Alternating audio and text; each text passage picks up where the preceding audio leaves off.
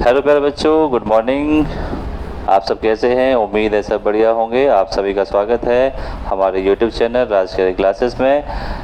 आज बात करते हैं क्लास 12 का मैथमेटिक्स की क्लास। बेटा ध्यान समझिएगा, हम शुरुआत कर रहे हैं इंटीग्रेशन या इंटीग्रल चैप्टर की। चैप्टर नंबर 7 है और इसको देखेंगे और समझेंगे बेटा, ठीक है। और आइए समझते हैं, कुछ देर नहीं करते, पूरी वीडियो देख के जाइएगा, आपको मजा आएगा इंटीग्रेशन सीखने में, ठीक है बेटे।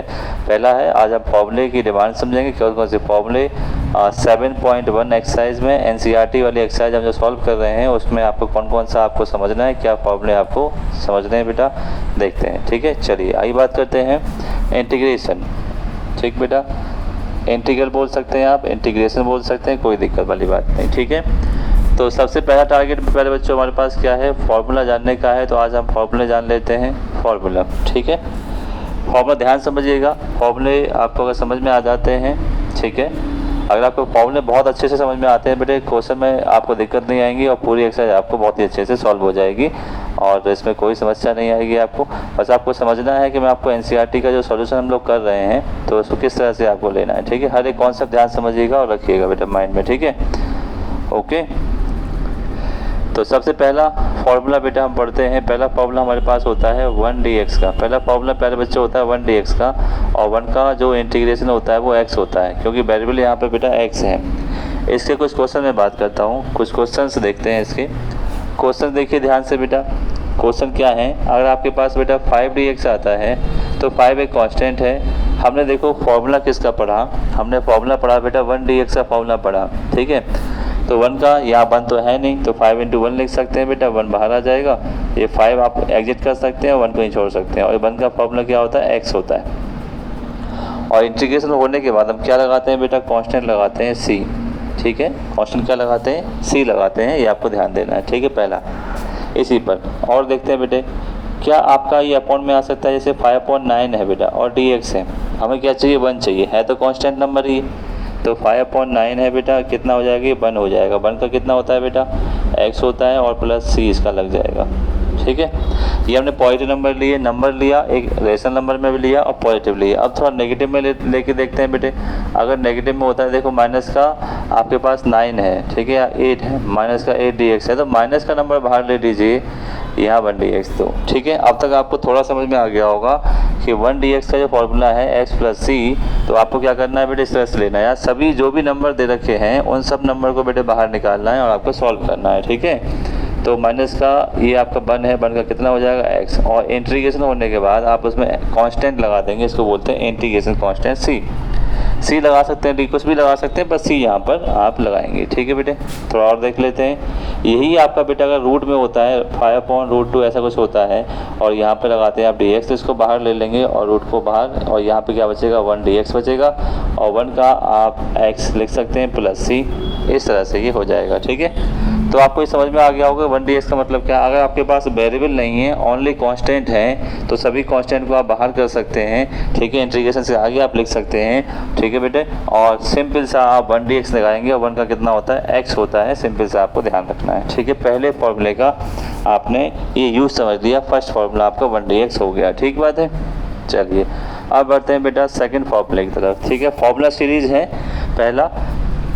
यहाँ पे हम लोग इस तरह से पढ़ेंगे कि पहले फॉर्मूला समझेंगे, चैप्टर से पहले फॉर्मूले क्या है। अगर एग्जाम्पल इंपॉर्टेंट है बेटा, एग्जाम्पल भी सॉल्व कर लेंगे, एक्सरसाइज तो सॉल्व करेंगे एनसीईआरटी की, ठीक है। कॉन्सेप्ट समझने के साथ करेंगे, पूरा कॉन्सेप्ट समझेंगे, ठीक है। फुल कॉन्सेप्ट देखते हैं। अब देखते हैं बेटा दूसरा फॉर्मूला, x⁴n है और यहाँ पर dx है। तो इसका इंटीग्रेशन जो होता है बेटे, x⁴n+1 होता है अपॉन n+1 प्लस का c, ये इसका होता है। n का मतलब नंबर्स होता है बेटा, n का मतलब क्या होता है, नंबर्स होता है। और नंबर्स आपके सिंपल नंबर हो सकते हैं, आपके रेशनल में हो सकते हैं, अपॉन में हो सकते हैं, कैसे भी नंबर आपके आ सकते हैं, ठीक है। तो अभी नेगेटिव वाला हमें नहीं लेना, नेगेटिव वाला अगले टर्म में लेंगे, स्पेशल सीखेंगे उसको, ठीक है। पहला इसका सेम टू सेम क्वेश्चन है, x⁴ बेटा 4 है और dx है। देखिए x⁴ जो है किससे मैच कर रही है, x⁴n से मैच कर रही है, ठीक है। और जब x⁴n से मैच कर रही है तो देखते हैं इसमें क्या होगा, ठीक है। तो n से मैच कर, इसका फॉर्मूला क्या था, x⁴n+1 था बेटा, यहाँ पर भी रहेगा n+1, ठीक है। और ये भी रहेगा आपका n+1 प्लस का c। तो ये आपका x⁴ 5 हो गया, ये भी आपका 5 हो गया, प्लस का c हो गया बेटा, है ना। ये आपको ध्यान रखना है। इतनी बात समझ में आ गई होगी आपको, ठीक है। एक और लेते हैं, कुछ नंबर का मल्टीप्लाई करते हैं, 3x की पावर 4 लेते हैं और यहाँ पर बेटा dx कर लेते हैं, ठीक है। अब देखो कांस्टेंट नंबर है, वेरिएबल भी है, तो कांस्टेंट सभी को बाहर ले लेते हैं, ठीक है, क्योंकि हमारा पास हमें ध्यान रखना है कि इंटीग्रेशन तो सिर्फ वेरिएबल का हो सकता है, इंटीग्रेशन सिर्फ वेरिएबल का हो सकता है, इंटीग्रेशन किसका हो सकता है, सिर्फ वेरिएबल का हो सकता है, ठीक है। ये वेरिएबल तो n+1 अपॉन n+1, तो ये क्या बचा 3x की पावर 5 डिवाइड बाई 5 प्लस का इंटीग्रेशन कांस्टेंट, ये आपका c लगा। आपको ध्यान रखना है, ठीक है। बहुत अच्छे से आपको ये तैयार रखना है बेटा, है ना। चलिए अच्छी बात है, आपने समझा। और देखते हैं क्वेश्चन, ध्यान से समझेंगे बेटा, है ना, इंटीग्रेशन का। अगर आपके पास कोई भी क्वेश्चन है, इंटीग्रेशन है, आपके पास x की पावर 5 है और डिवाइड में 3 है, तो इस क्वेश्चन को सॉल्व कैसे करते हैं ध्यान समझिएगा, ठीक है। जो नंबर होता है उसको इंटीग्रेशन से आगे निकाले, मल्टीप्लाई में बेटा, यहाँ भी मल्टीप्लाई में, ठीक है। ये हो गया। अब बहुत ही आसान है, x की पावर n का फॉर्मूला आपको याद हो तो पावर में 1 प्लस करना है, अपॉन में भी 1 प्लस करना है, पावर में प्लस का c लगा देना है, x की पावर 6 हो गया, ये 6 3 18 हो गया, क्योंकि मल्टीप्लाई में ये है प्लस का c। बहुत आसानी से क्वेश्चन सॉल्व हो गया, ठीक है। चलिए बहुत अच्छी बात है, आपने इतना सीखा यहाँ पर, ठीक है बेटा। चलिए अब बढ़ते हैं आगे, थोड़े क्वेश्चन और सीखते हैं इस पर। अब देखते हैं, मान लो कि बेटा x की पावर आपके पास 5/2 है, ठीक है, और इसमें भी हमें देख रहे हैं x की पावर n का फॉर्मूला मैच हो रहा है, और इसको आप क्या कर सकते हैं, x की पावर n+1 कर सकते हैं, और यहाँ पर भी आप n+1 प्लस का c लगा सकते हैं। तो इन दोनों का ऐड कर देंगे बेटा, कितना बचेगा, 7/2 बचेगा, 7/2 यहाँ होगा, और c 2 बेटा ऊपर चला जाएगा, 2/7 x की पावर 7/2 प्लस का c, ये आपका हुआ, ठीक है। तो ध्यान समझ लीजिएगा अच्छे से इस तरह से, क्योंकि देखो इसका यूज़ ज़्यादा है इस फॉर्मूले के, इसलिए मैं आपको यूज़ बता रहा हूँ कि यहाँ पे यूज आप कैसे कर सकते हैं, ठीक है। चलिए एक और बहुत ही अच्छा रूट, ठीक है, हमें क्या निकालना है, रूट x का इंटीग्रेशन निकालना है। तो आज आपको रूट x का इंटीग्रेशन समझ में आ जाएगा कि रूट x का इंटीग्रेशन होता क्या है, ठीक है बेटा। तो x पे हम 1/2 लगा सकते हैं, ये आपका x की पावर n से मैच करता है, जिसका फॉर्मूला होता है x की पावर n+1 और अपॉन n+1 प्लस का c, तो ये हो जाता है 3/2, और 3/2 पर ये आपका रूट x का इंटीग्रेशन हो गया, ठीक बात है, अच्छे से देख लीजिएगा। चलिए अब बढ़ते हैं थोड़ा सा और आगे बढ़ते हैं, ठीक है। चलिए x की पावर n का आपने सीखा,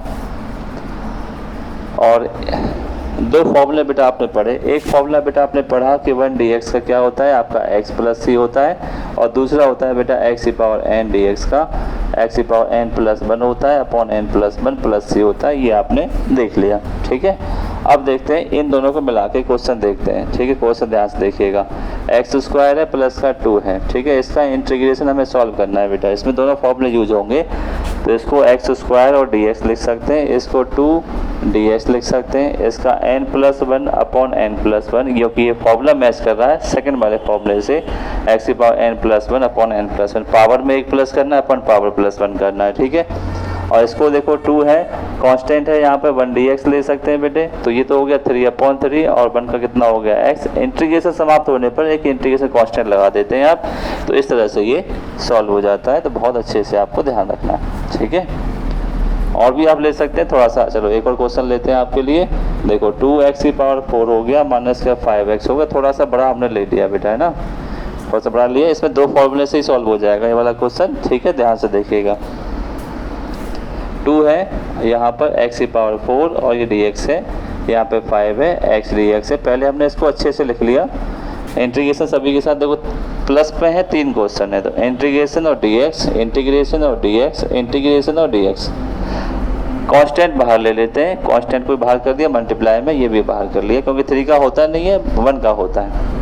यहाँ पर पावर +1 सेकेंड फॉर्मूला यहाँ पर अप्लाई हो रहा है, ठीक है। यहाँ पर भी पावर +1 और पावर +1, और 1 का हो जाएगा x प्लस c, ठीक। तो ये होगा आपके पास 5/5, और ये हो गया ²/2, ये 3x प्लस का c। तो ये आपका बेटा क्वेश्चन का आंसर हुआ, ठीक है। तो ऐसे कंबाइन करके भी आपने इसमें देख लिया कि किस तरह से हम निकाल सकते हैं। ठीक है, अब देखते हैं तीसरा फॉर्मूला बेटा, है ना। थर्ड फॉर्मूले की तरफ बढ़ते हैं और समझेंगे उस पर क्वेश्चन कैसे लगाया जा सकते हैं। एक फॉर्मूला है कि इससे आपको समझ में आ जाएगा कि भाई आगे क्या हो रहा है, और आगे भी आप समझ पाएंगे बेटा, है ना। थर्ड वाला फॉर्मूला नेगेटिव वाला फॉर्मूला होता है, पावर नेगेटिव हो जाती है जब x की पावर माइनस n है और dx है, x की power minus n plus 1 upon minus n plus 1 plus का c, ये लगाना है। ठीक है, ध्यान समझिएगा। तीसरा फॉर्मूला, ये तीनों का बहुत ज़्यादा यूज है, इसलिए हमें तीनों पर ज़्यादा ध्यान देना है। बाकी तो कॉमन है, साइन का cos x हो जाता है, cos का sin x हो जाता है, वो मैं फॉर्मूला लिख दूंगा आपके लिए, आपको समझ लेना है। ठीक है, चलिए नेगेटिव में कैसे करते हैं। नेगेटिव में आके आता कैसे है देखेंगे। 1/x की पावर 3 है और dx है, यहाँ इंटीग्रेशन सॉल्व नहीं होगा, इसको आप ऊपर ले जाएंगे, पावर नेगेटिव में हो गया। अब ये इसका फॉर्मूला मैच हो गया इससे बेटा, जिसका फॉर्मूला n+1 होता है माइनस का n+1, ये फॉर्मूला यहाँ पर होता है। ठीक है, इसलिए हमने लिखा माइनस का बिल्कुल सेपरेट लिखा हम लोगों ने। ठीक है, तो इसको हम सॉल्व कर देंगे बेटा। क्या है, माइनस का n+1 अपॉन n+1 प्लस का c, थोड़ा सॉल्व -2 और -2 प्लस c, -2 यहाँ पर है, इसको नीचे ले जाएंगे, पावर पॉजिटिव हो गया, प्लस c हो गया। इस तरह से आप नेगेटिव वाले इंटीग्रेशन सॉल्व करेंगे। ठीक है, बहुत अच्छे से। एक और क्वेश्चन देखते हैं। मान लेते हैं आपके पास 5x की पावर -4 आता है, तो कांस्टेंट आपको बाहर करना है, x की पावर -4। अब फॉर्मूला लगा देंगे n+1 अपॉन n+1, ये 5x की पावर -3 आ जाएगा, -3, ये इसका रेजोल्यूशन हो जाता है। ठीक है, तो आपने तीन जो फॉर्मूले समझे कि क्या क्या हो सकते हैं। ठीक है, ऐसे बहुत सब लगा सकते हैं, अगर आपको फॉर्मूले की पहचान हो बेटा आप सब लगा सकते हैं, तो ऐसी कोई दिक्कत आएगी नहीं। ठीक है, आती है तो आप कमेंट बॉक्स में लिख सकते हैं। ठीक है, कमेंट बॉक्स में लिखिए, अगर आपको कोई समस्या आ रही है, किसी क्वेश्चन में आपको डाउट आ रहा है तो आप पूछ सकते हैं, कमेंट में लिख सकते हैं आप सीधे। ठीक है, ऐसी कोई दिक्कत वाली बात नहीं। ठीक है, एनसीईआरटी हो या और भी कोई क्वेश्चन हो, अभी हमारी अभी एनसीईआरटी की सीरीज चल रही है, तो एनसीईआरटी का ही मैं आपको सॉल्यूशन दूंगा यूट्यूब पर धीरे धीरे। ठीक है, ओके बेटा, चलिए आगे बढ़ते हैं, नेक्स्ट समझते हैं कुछ फॉर्मूले और समझते हैं। अब देखो सारे फॉर्मूले मैं आपके लिए लिख रहा हूँ, और फिर हम लोग एनसीईआरटी के एग्जाम्पल और एग्जाम्पल के साथ साथ एक्सरसाइज पूरी सॉल्व करेंगे और आपको समझ में आएगा। जो बेसिक बातें थी मैंने आपको बता दी, और इसका मतलब ये नहीं है कि हम लोग आगे नहीं पढ़ेंगे। जब फॉर्मूले सॉल्व करेंगे, क्वेश्चन सॉल्व करेंगे, तो वहाँ पर भी मैं आपको सारे फॉर्मूले बता के चलूँगा, ये ऐसा होता है। ठीक है, बहुत डिटेल में पढ़ेंगे हम लोग, आपको समझ में आना चाहिए। कुल मिला के बात ये है। ठीक है, तो पहला फॉर्मूला बेटा हमने जाना कि 1dx का क्या होता है, x + c होता है। दूसरा हमने जाना बेटा x की पावर n होता है, और इसका होता है x की power n+1 upon n+1 plus c होता है। तीसरा फॉर्मूला आपका होता है माइनस में होता है बेटा -n dx। ठीक, और यहाँ पे होगा माइनस का n+1 और n+1। ठीक है, चौथा फॉर्मूला बेटा आ जाते हैं a की पावर x का, इसका इंटीग्रेशन a की पावर x ही होता है, इसमें कोई बदलाव नहीं होता है। ठीक है, फिफ्थ वाला फॉर्मूला है, अगर 1/x आती है और dx आता है तो इसका सीधे इंटीग्रेशन log x होता है। जैसे log x का डेरिवेटिव 1/x होता है, तो 1/x आता है, इसको ऊपर नहीं ले जाते हैं, इसको सीधे log x लिखते हैं। ठीक है, 6 यहाँ पे आप ट्रिकोमेट्री आ जाते हैं। साइन एक्स का जो इंटीग्रेशन है आपको याद रखना है, क्या होता है, सीधे फॉर्मूला है, इसमें कोई बदलाव नहीं, बस नंबर लग जाएंगे, नंबर का तो अब हम आगे निकाल लेते हैं। तो साइन एक्स का माइनस के cos x आपका हो जाता है। और 7 है बेटा cos x का अगर हम करते हैं तो cos x से कितना हो जाता है आपका sin x हो जाता है। ठीक है, प्लस का c हो जाता है 8। अब यहाँ पे sec स्क्वायर x है और sec स्क्वायर x का इंटीग्रेशन निकाल लेंगे तो आपका बेटा 10x प्लस c होगा। ठीक है, अभी हम बेटा 7.1 में जो भी फॉर्मूले जरूरी हैं उसी को बात कर रहे हैं। ठीक है, बाकी जैसे जैसे एक्स्ट्रा जाएगी वहाँ पे मैं आपको फॉर्मूले बताते जाऊँगा, कॉन्सेप्ट जो है हम कंबाइन करते जाएंगे। ठीक है, cosec स्क्वायर x का dx का ये होता है माइनस के cot x प्लस c हो जाता है। एक और sec x और tan x यदि आते हैं तो इसका इंटीग्रेशन आपका sec x प्लस c होता है। और एक और आपका cosec x into cot x और dx है तो इसका बेटा माइनस के cosec x प्लस c होता है। ठीक है, इस तरीके से आप करेंगे। चलिए कुछ एक और फॉर्मूले हैं, जैसे a की पावर ax आता है और dx आता है बेटा, तो a की पावर ax डिवाइड में a प्लस c लिख सकते हैं आप इसको। ठीक है, और यदि sin ax dx आता है तो इसको आप लिख सकते हैं माइनस का cos ax divide by a लिख सकते हैं प्लस c। 14 फॉर्मूला अगर आपके पास यहाँ पे आता है cos ax dx आता है तो आप लिख सकते हैं इसको sine a x plus divide by a, ठीक है, ये लिख सकते हैं। 15 अगर आपके पास ए एक्स डी एक्स आता है तो ए की पावर एक्स log e पर a प्लस सी आप लिख सकते हैं। तो ये 15 फॉर्मूला हमने समझे जिनकी 7.1 एक्सरसाइज में यहाँ पे आपको नीड होगी, ठीक है। तो 7.1 एक्सरसाइज में प्यारे बच्चों मिलेंगे। ये आपका फॉर्मूला रहा, इंटीग्रेशन फॉर्मूला फॉर 7.1 एक्सरसाइज के लिए, ठीक है। थैंक यू, आपने पूरी वीडियो देखी बेटा, आपको कैसा लगा कमेंट में लिख दीजिए आप, ठीक है। और हम आगे मिलेंगे 7.1 एक्सरसाइज को सॉल्व करेंगे पूरे अच्छे से, बहुत डिटेल में समझेंगे, वहाँ पर भी आपको फॉर्मूले बताऊंगा, ठीक है बेटा। Thank you so